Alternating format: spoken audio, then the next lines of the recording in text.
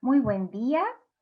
Finalizando el resultado de aprendizaje número 2 del módulo 4, donde se analiza el abordaje del trastorno del espectro autista desde el ámbito fonoaudiológico, estamos compartiendo con ustedes cómo el fonoaudiólogo analiza la situación escolar para luego plantear estrategias compensatorias para facilitar el funcionamiento escolar de un estudiante en particular.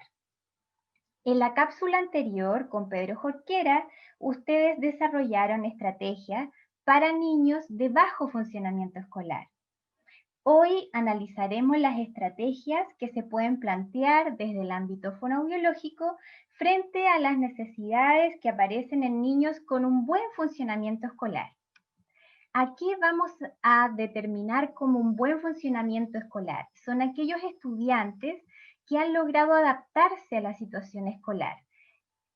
Evidentemente que esto no quiere decir que no sea fácil o que sea sin esfuerzo. Ya hemos analizado en cápsulas anteriores que el enfrentarse a una situación de aprendizaje o a una situación de interacción siempre va a implicar un gran esfuerzo por parte de la persona con trastorno del espectro autista. Pero un niño de buen funcionamiento escolar es un niño que con pocas necesidades de adecuaciones ha logrado permanecer dentro de la sala, ha logrado sostener las actividades que plantea el profesor y ese niño ha logrado funcionar en relación a la progresión de sus aprendizajes.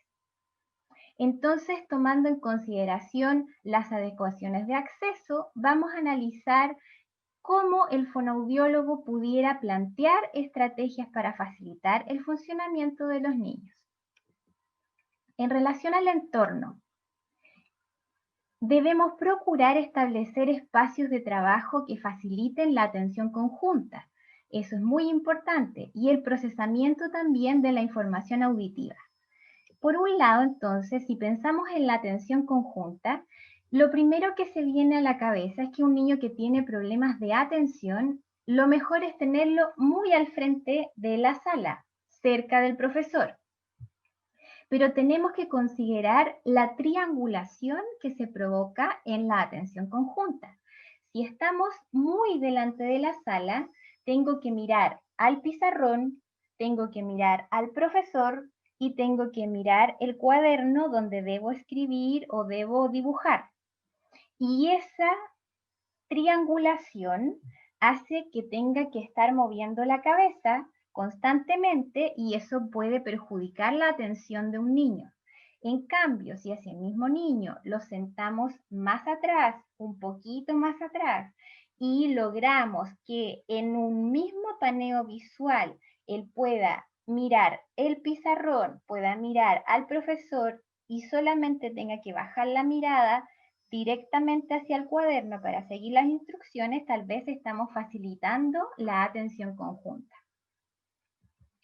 Otra cosa que podemos ver es cómo la situación de integración sensorial interfiere en el niño. No es que nosotros vayamos a mejorarlo, pero si el niño tiene dificultades de atención y está con dificultades en el procesamiento auditivo, tal vez es porque está sentado muy cerca de la ventana y escucha y le interfieren los ruidos que vienen desde afuera, o le da calor y está todo el rato pensando en que quiere ir a tomar agua y no pone atención, o muchas veces los compañeros están sentados demasiado cerca y se siente abrumado, prefiere sentarse solito.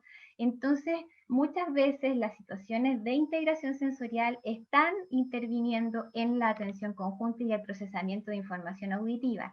Y son las cosas que nosotros tenemos que analizar y en ese caso tendríamos que pedir asesoría de un terapeuta ocupacional.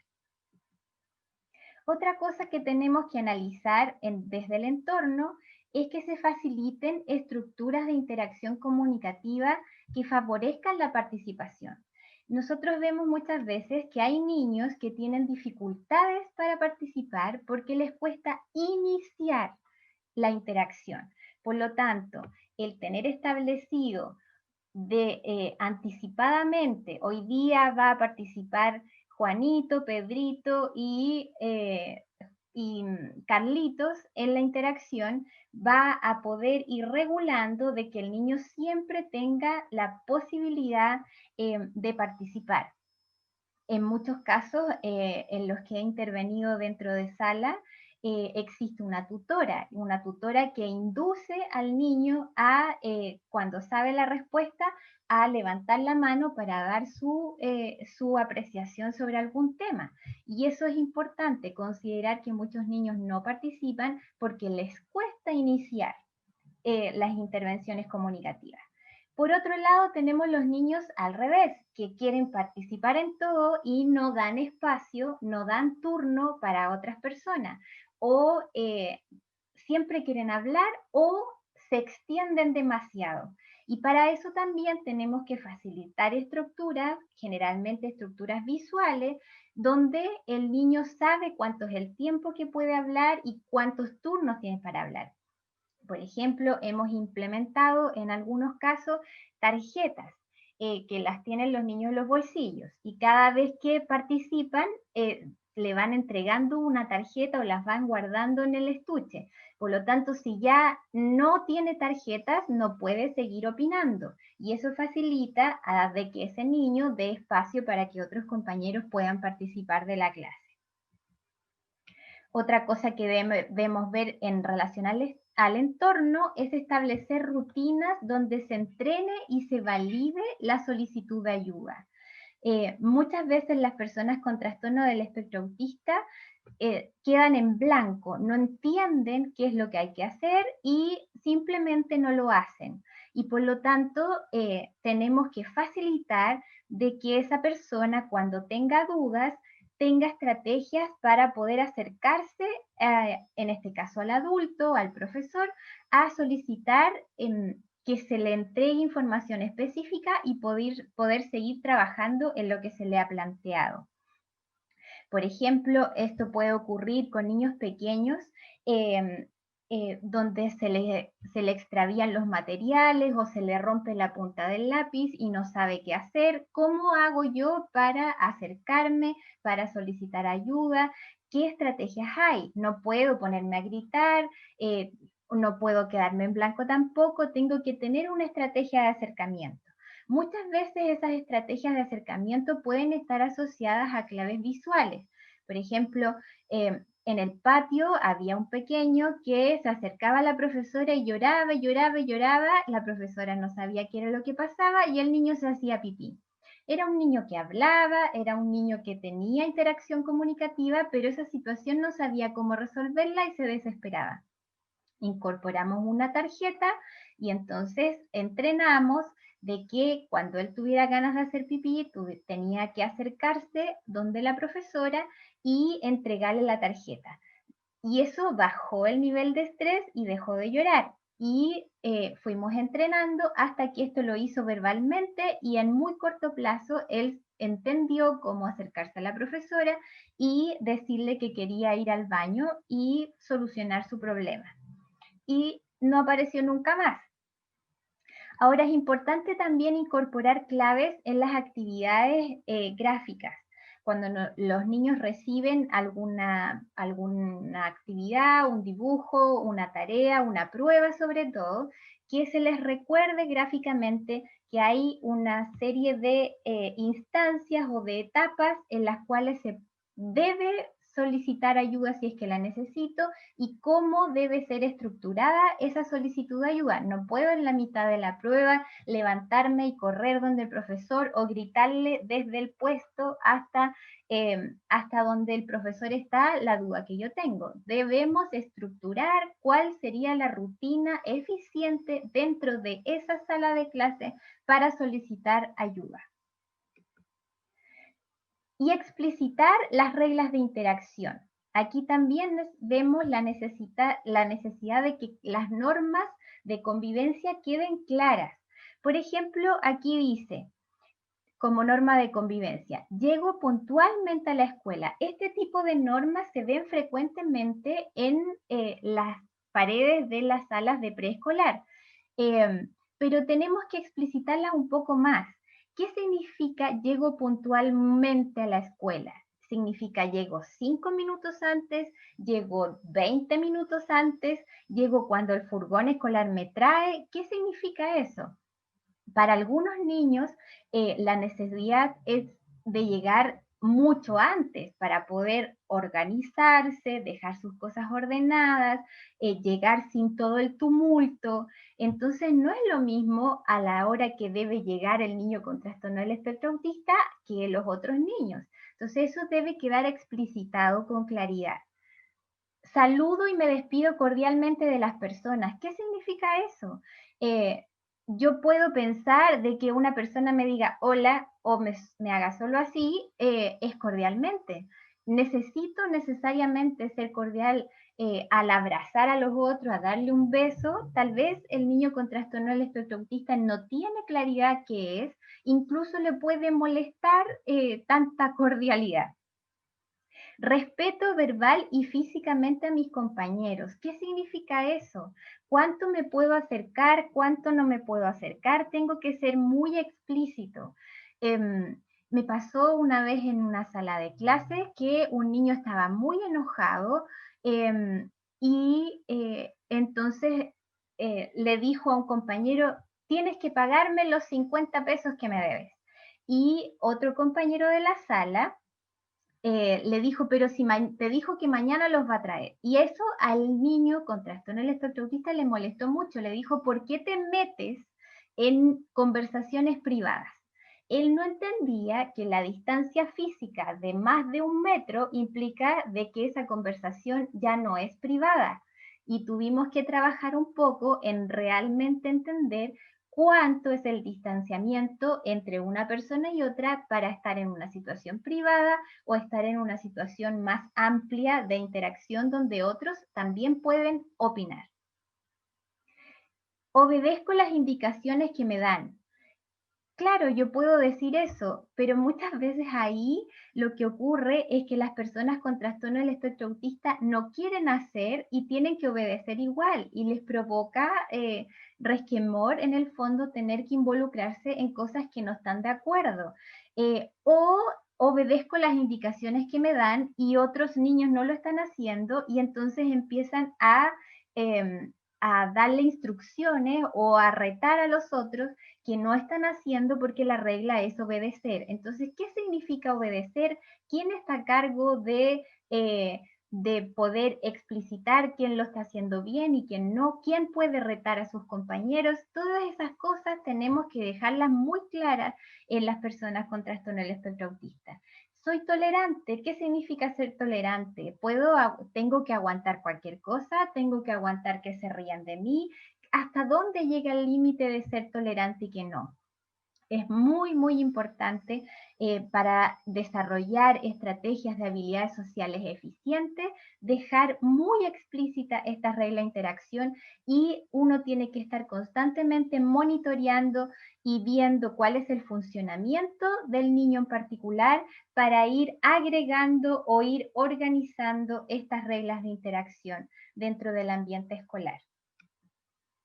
En relación a las adecuaciones de tiempo y horario, muchas veces hay niños que necesitan que se les asigne un tiempo especial de interacción personal con el profesor para poder evitar las interrupciones en clase. Por ejemplo, yo tenía un paciente en la enseñanza media que era muy bueno en historia y él sabía muchas cosas, tenía muchos datos y el niño se había dado cuenta de que si él interrumpía en clases, se veía extraño y habían comenzado a haber situaciones de gente que comentaba cosas. Entonces él decidió quedarse en silencio y no comentar, pero eso le produjo mucha angustia. Entonces lo que hicimos fue instaurar un momento después de la clase de historia, donde todos salían al recreo y él quedaba con el profesor y le contaba todas las cosas que él tenía adicionales y eso bajó el nivel de estrés del alumno y mejoró el funcionamiento escolar, evidentemente, en la interacción con sus compañeros. Y por otro lado, hay alumnos que tienen dificultades para preguntar en clase. Al revés de este alumno que yo les comentaba, hay niños que definitivamente no quieren hablar o hablan demasiado. Entonces tenemos que estar constantemente viendo qué es lo que le produce a este alumno ese grado de angustia que tiene o qué es lo que hace que está interrumpiendo constantemente, y tenemos que crear espacios para poder regular este buen funcionamiento escolar. En relación a la presentación de la información, tenemos que incorporar elementos que hayan sido acordados y entrenados con el estudiante.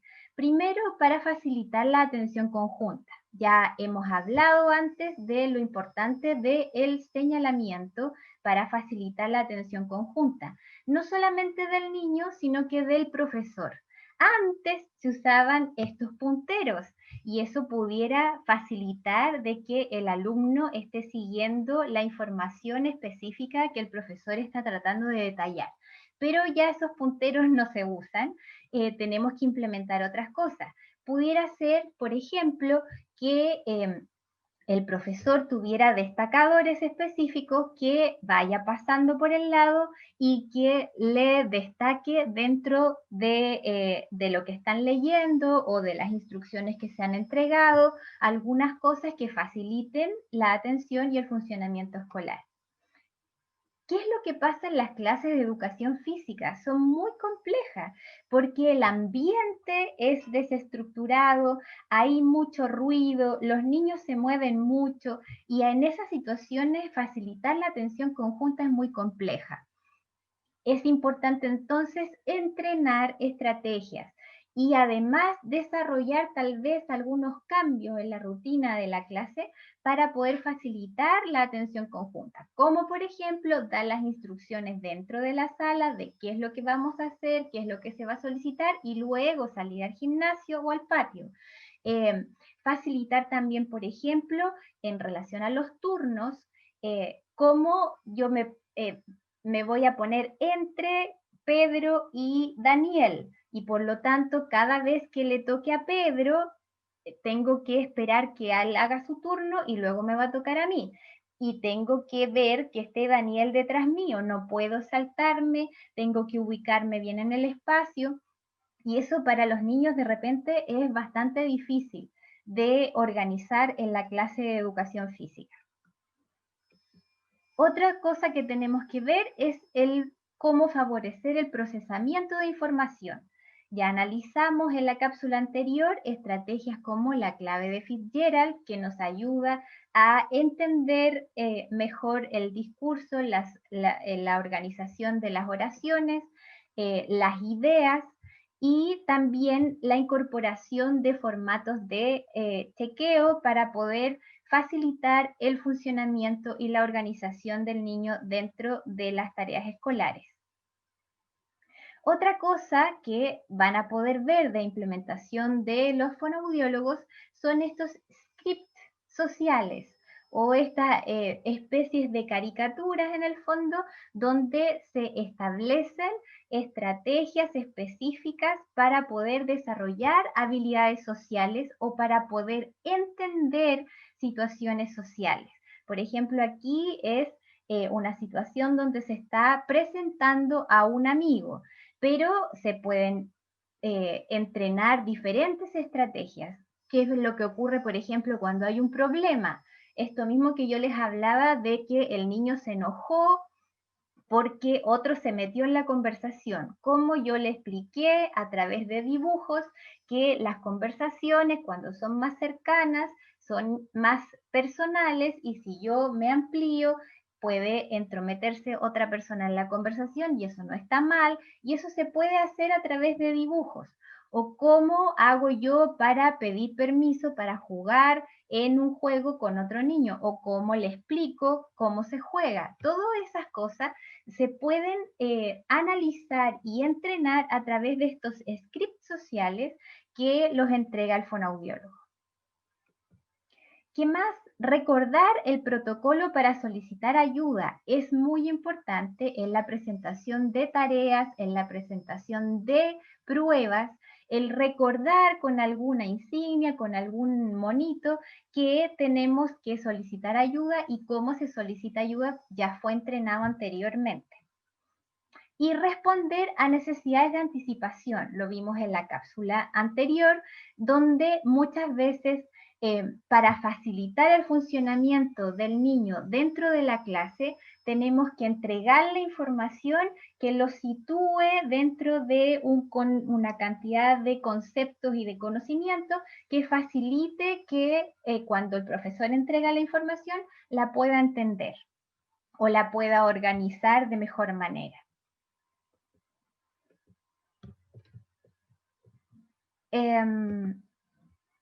Aprendizaje sin errores. Esto es muy importante.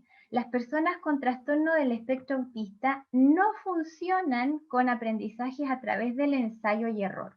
Por lo tanto, tenemos que procurar que cuando nosotros presentamos información, la persona con trastorno del espectro autista sea capaz de leerla de manera eficiente para poder ejecutarla sin errores y tener resultados eficientes, ¿ya? Entonces, si nosotros queremos que una persona aprenda a enhebrar una aguja, tenemos que no pasarle la aguja y el hilo y haz lo que puedas para que funcione, sino que tenemos que entregarle una lista de chequeo eficiente donde, por ejemplo, le diga toma la aguja con el índice y el pulgar, luego toma el hilo con la otra mano, debes procurar que el hilo esté derechito y tienes que tratar de meterlo con mucho cuidado, puedes ensayarlo antes, etc. Entonces, no podemos enfrentar al niño con trastorno del espectro autista a un aprendizaje por ensayo y error. Tenemos que siempre buscar que esa persona tenga los procedimientos eficientes para llegar al resultado. Porque, ¿qué es lo que puede ocurrir? Si yo le digo, ¿qué es la manzana?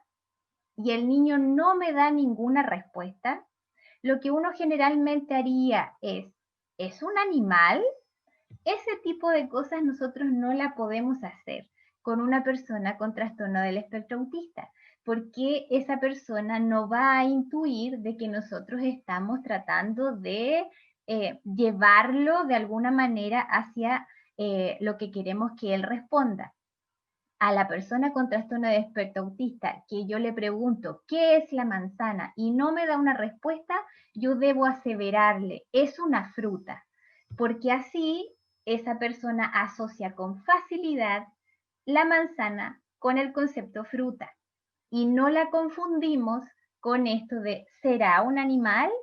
Eso con las personas con trastorno del espectro autista no funciona y nosotros estamos acostumbrados a funcionar de esa manera, así es que cuando nos enfrentamos a una persona con trastorno del espectro autista debemos procurar de analizar cómo hablamos con ellos, cómo les entregamos la información para que no ocurran errores.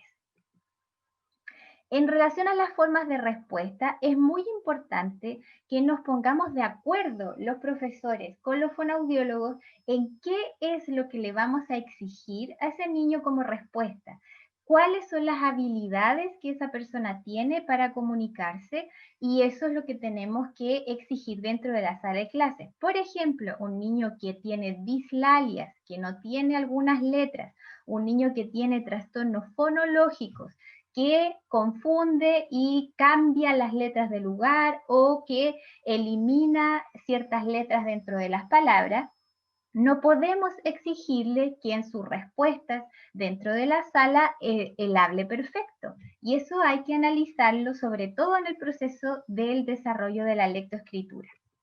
Pero además podemos incorporar estructuras externas fijas para favorecer la organización de respuestas espontáneas y eficientes, como por ejemplo el uso de la clave de Fitzgerald, donde el niño tiene una estrategia clara de quién, qué hace y qué, y con eso puede organizar cualquier tipo de respuesta que sea solicitada verbal o escrita.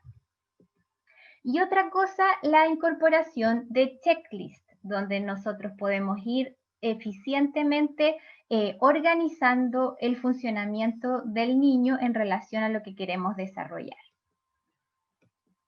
Otra cosa que tenemos que analizar en relación a las formas de respuesta es facilitar estrategias de respuesta cuando deban dar opiniones. Muchas veces las personas con trastorno del espectro autista les cuesta deducir, inferir, organizar información en relación a sus pensamientos o al pensamiento de los otros, y por lo tanto lo que hemos establecido para facilitar eso y que siempre puedan dar una opinión es darle frases o entrenar frases que pueda decir sí, me gustó o no, no me gustó, o entrenar en el fondo cuáles pudieran ser las estrategias y que él elija algo eficiente, aunque no sea una opinión muy espontánea y no sea una opinión tal vez radicalmente diferente al resto, es una opinión muy generalizada, pero que es eficiente para la participación dentro de las tareas planteadas. Lo último para concluir es que es importante tener en consideración que hay cosas que las personas con trastorno del espectro autista pueden hacer y muy bien. Sobre todo las cosas que son estructuradas y organizadas, las pueden hacer muy bien. Y si conocemos sus habilidades, entonces podremos compensar sus dificultades y así fortalecer su eficiencia en el proceso escolar. Esto siempre, siempre considerando el bienestar del niño, el bienestar en su corazoncito y en su salud mental. Hasta aquí la cápsula de hoy y nos vemos en la clase sincrónica.